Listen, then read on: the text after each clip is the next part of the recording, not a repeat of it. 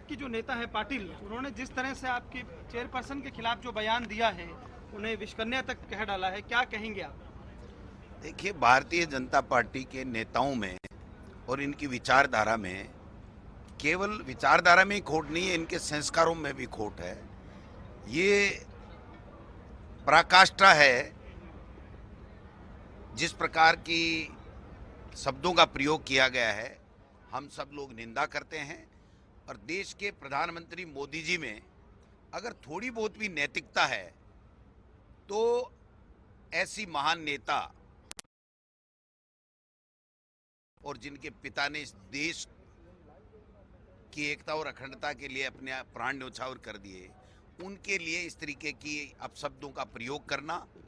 मैं समझता हूं कि देश के प्रधानमंत्री को तुरंत ऐसे नेताओं को बर्खास्त करना चाहिए।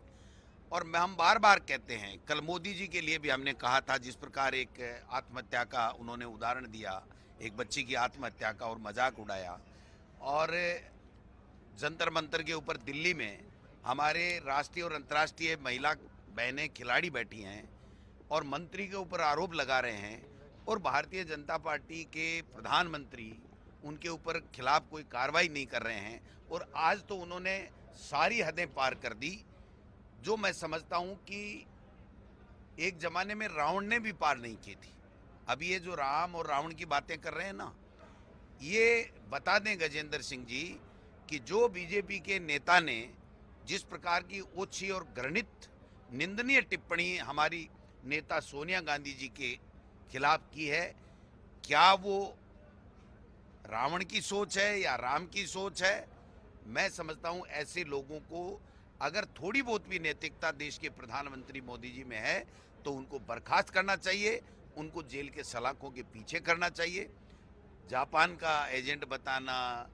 चाइना का एजेंट बताना, डूब के मरो, ऐसे लोगों को डूब के मर जाना चाहिए। वो ये सोनिया गांधी है जिसने प्रधानमंत्री का पद ठुकराया, जिसने ये कहा मैं देश की सेवा करने के लिए आई हूं, मुझे कोई पद